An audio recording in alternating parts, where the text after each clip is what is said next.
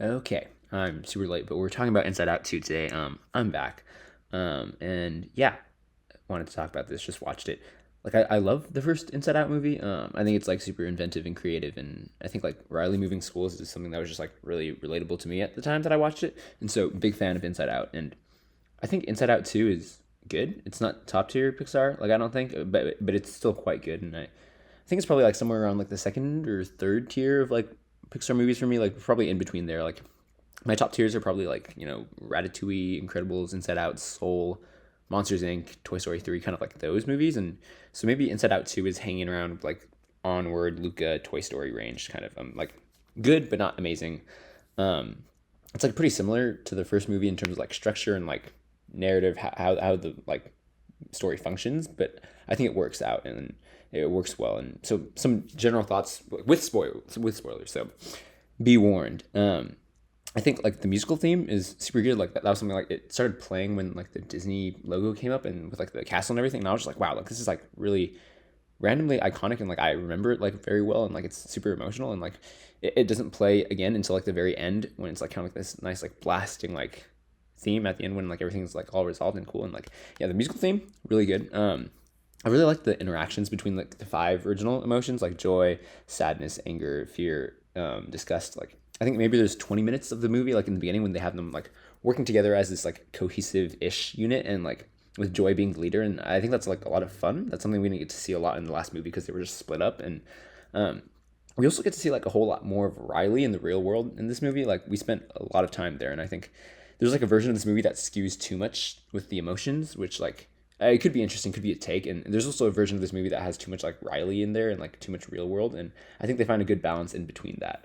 Um, I also think like weirdly like the new emotions are basically nothing. Like uh they were pretty useless. Like embarrassment, he was like cool for a few laughs. He has like maybe it's like a couple of like plot, things to do. Ennui didn't make any sense. I don't think like in the movie they say like that he's boredom, but like or she, I actually don't know. But like he wasn't. He's just like used when Riley's trying to be like cool, like or too cool for school, or trying to like underplay something or try to fit in. And Envy isn't even envious. Like she's basically like FOMO personified. And she's like not even an emotion. She's just like another person that is there to like bounce off of anxiety. And I'm not like overly mad about that or anything because like it's all worth it for what we get with anxiety. And I think like anxiety is the standout here. Like great character, great antagonist, and like top notch animation. Maya Hawke kills it with a voice. I think like anxiety really towed the line well between like misunderstood, well intentioned, villainous, terrifying, frustrating. Um, so I thought like that was very good. And I think here we get like almost like three different like storylines kind of.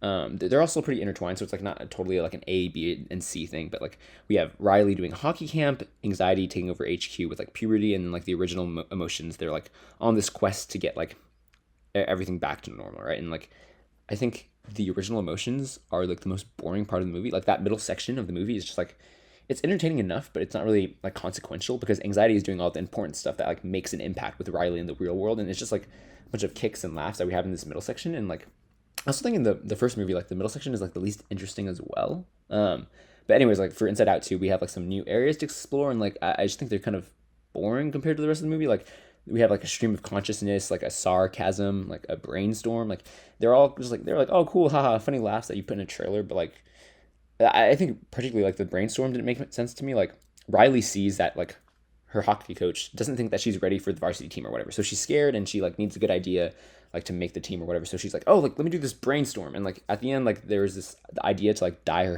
hair red to like fit in with the team, and like it's like a bad idea and it doesn't even address the main problem. Um, so little things like that, I was just kind of like, what? But I think like the first act is by far the best. It's like the most interesting.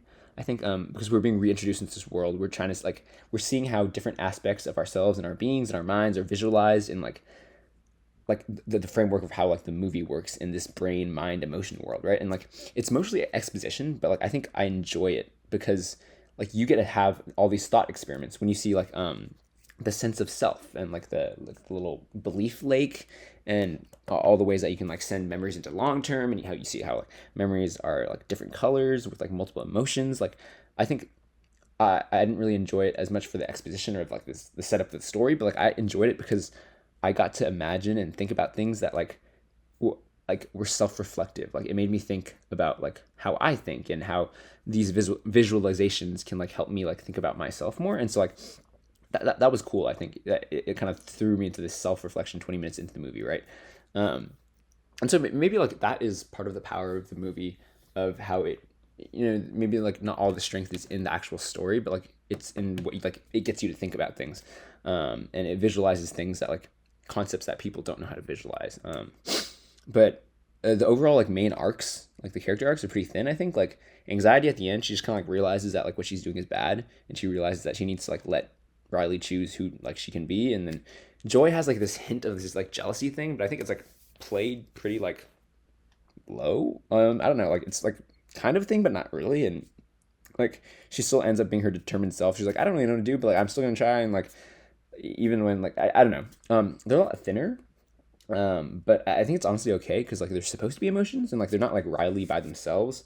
And like I'm okay with like them not really like changing or growing that much, even though like in the first movie like they give like Joy a good reason to grow and change. And like I'm okay with that. And I think the most important part of this movie is like the messaging, like especially if you're gonna make a movie about the sense of self and like self identity. And like I think tackling that kind of subject matter, like it creates like a requirement or like a bar that like you have to have some sort of message or takeaway or like interesting like angle on the subject matter, right? Like, and I think it sticks the landing there. There's like the classic one that like I think you can kind of see coming, that like, oh, like all of the emotions need to work together, like you're gonna have to find a way to like balance all these new complex emotions of like anxiety and all these new things with puberty, and like to be a holistic person, and everyone's like multifaceted, and like everyone's like good but also a little bit bad here and there, and like that's okay or whatever. And yeah, like they say that, and like that's kind of like obvious, I think. But at the end, like something that I really appreciated and liked, like a nuance that I thought was good. Um, at the end, like after all the emotions kind of come together and like, oh, like they're like united or balanced or whatever, like Riley specifically calls for Joy.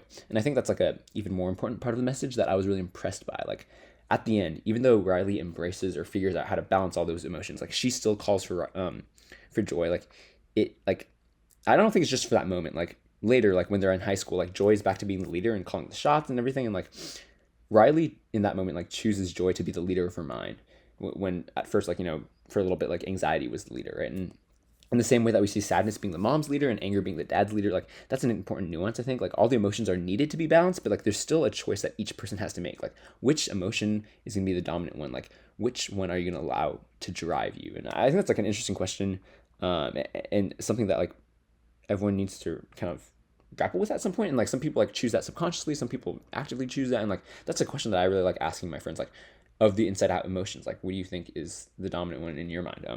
But yeah, I think they stuck the landing, so like I enjoy it quite a bit because like they come away hitting the most important part. I think a couple of rapid fire thoughts that aren't like necessarily like negative or positive, or maybe they're just like things that I don't really like, but I fully understand why they chose to do it this way. And honestly, I probably wouldn't like change things about them myself if I was like taking on this movie. So one thing, like I think Riley figures out her like new emotional balance like way too quickly. Like she figures it out in like 3 days, which is like insanely impossible, I think. And there's like 50-year-olds who haven't like figured this stuff out, right? And like during the movie, I was thinking about how like, oh, like this movie could be stretched out over like longer periods of time, like similar to the first movie, how it was like over months, I think. And like, but it makes more sense like narratively and dramatically to like make it happen in this like 3 short day like hockey camp, right? But I think that's maybe a problem looking into the future. Like I don't know if they're gonna make an Inside Out 3, but like I feel like the emotions solved everything a bit too well in this movie. Like a lot of like the high school ideas or college admissions or like going to college or growing up, like the kind of hurdles and story points that you could like maybe foresee being the next one, like they've already, it seems like they've been solved in this movie already. But yeah, I don't know. I think Val is not even a character. She's just like everything that like Riley hopes to be, which like I think you can argue that like that's because we're seeing her through like Riley's lens. But like people like Val like don't really exist. Like it was weird. Like I was like, this person's just kind of like a plot device almost. And I think that that's like something that is maybe a little frustrating. Like I think a big part of puberty too is like you're not just like figuring out like yourself, but you're figuring yourself in like relation to other people and figuring out how to like communicate and have relationships. And like Riley's not the only one who's having like all these emotions in her head and like figuring this out in HQ, right? Like each individual person like has that like going on, and they're like going through puberty and losing their minds, right? And like, at the end, when Grace and Bree, her friends, kind of forgive her and like hug her and reconcile or whatever, I was like, yes, this is nice, and I guess like this is the only way that like this movie with Disney and Pixar would kind of go. But it feels like unrealistic because like these girls are probably going through puberty too and like trying to figure out their new emotions and how to handle things and how to like kind of process their move. And like I think that's something interesting that was missed out on this movie, and maybe that's like where we can go in the next one, like of how different people's emotions are going crazy and like going through their own thing and how they clash and interact. um but yeah, that was something that was kind of like missing out. But like I also see how like it would be really hard to like form a movie in that way, where we're like in multiple people's heads for a majority of the movie. um but yeah, like anyways, I think next thing, like the belief lake, or like the system for the sense of self, like it makes not so much sense. Like the more you think about it, like it kind of falls apart. And it's not really like a great analog for real life, but like yeah, like honestly, like a lot of this stuff, like it's kind of stupid, and like when you try to compare it to the complexities of a real brain, like, but I think that's okay. Like, and I don't really want a super accurate analog. Like I was confused and intrigued when Joy introduced the belief thing, and like all of the beliefs were about like Riley herself. And I think it's more about like, it's less of like a belief lake, or I forget what they call it, but like it's more of like self-image than like beliefs or worldviews, right? And I understand why they made it like that. Like they had to simplify it. And I like the idea of like how anxiety didn't know like the kind of person she was creating. Like she was creating this like new sense of self, and then when it says like, oh, I'm not good enough, like anxiety is shocked. Like that is good, that is good. um yeah. I think I would have wanted to see more interaction between the original five, or just between any of the emotions. Like I think one of the most interesting wrinkles in this movie is the differing philosophies between anxiety and joy. And like we get to see them individually, and like then we like get to see them clash for the first like, I don't know, 5 to 10 minutes, right? Like Joy wants to just like hang out with her friends during like this camp, and like anxiety is looking to the future and trying to like prepare like her life or whatever. And like obviously those are like two stances that they take, but like they come from like their core beliefs and their core like essences as their emotions, right? But I think it would have been more interesting to see them interact directly for more, especially because Joy is like protagonist, anxiety is antagonist. Like I think there's that scene in the pillow place in the imagination realm, like right when Joy and anxiety are throwing back a bunch of different possibilities, and like anxiety is like, oh my gosh, like what if Riley doesn't make the team, and then she like ends up on a park bench and she dies alone. And then Joy's like, oh, what if she like kills it at camp, and then she becomes an Olympian, like saves the world. And like Disgust probably says like I think my favorite line in the movie, and she says something like, hey, but like this is like we're still in reality though. And like I think it's easy to see how anxiety has flaws, but like Joy's flaws are like before they've been just like, oh, like she cares too much or has like too much to carry or whatever. But like this is a genuine flaw that's really interesting. Like Joy can be almost too positive, like that she doesn't live in reality and like head in the clouds kind of thing. And I think that's something that would be interesting to like be explored more. Like, and also like with some of the other emotions, right? Like what does like good anger look like, or like good fear or bad fear? And like when you have like these polar opposites with like joy and anxiety, like maybe they're way too extreme sometimes, and we find like some middle ground and like a spectrum of arguments with all the other emotions. And I think like that is kind of what you lose when you like separate so many of the emotions, and when you also have like ennui, envy, and embarrassment be basically nothing. um but like we had that almost with embarrassment, and with embarrassment being like, oh, like I want to help sadness or something, but like it wasn't very fleshed out, and I don't think they had time with that, like with the movie they set up. But anyway, like I think a completely different thought, and probably like my ending thought, is that like um I think that um like this series would be so much more interesting if it was like half live action and half animated, and if it wasn't made by Disney. Like imagine imagine like Haley Steinfeld in Edge of 17 crossed with like Brie Larson from Short Term 12, crossed with like um maybe like Inside Out, I guess, basically. And I think that is really interesting. Like imagine like Real World was played by real actors, and like the Mind stuff was more like sophisticated adult animation, right? Like there's so much like more to explore, I think. Like what is it like for different people who choose different emotions to be their leaders, and like what happens when the antagonist isn't like an internal emotion but like someone else's mind, right? Like kind of what I was talking about earlier, like with the relationships thing, right? Like I think that like with the real world, it's like not just a vacuum with one person, right? Like I think it'd be more interesting to see the interplay between like different minds. And yeah, I don't know. I think something that I think would be really interesting is like I think about um, like imagine the Inside Out premise with like the idea of suicide. Like obviously like big weighty topic, right? But I'm thinking about like the song Requiem from Dear Evan Hansen. It's like a musical. You can look it up. A lot of people hate on it.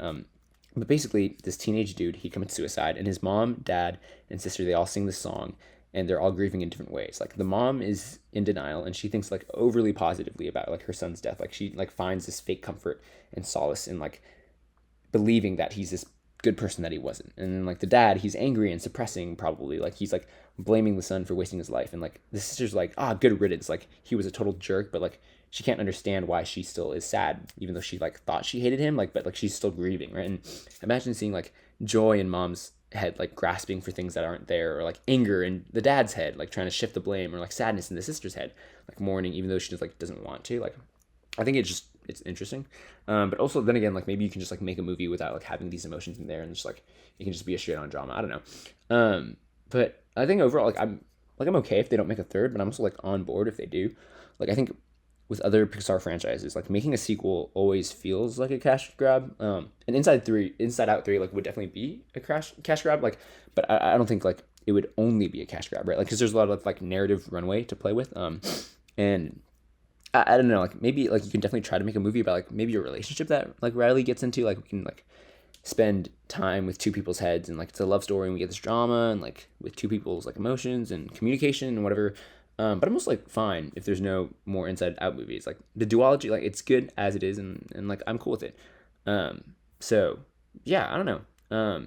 Good movie. Pixar's good, basically, and yeah, I'll see you next time.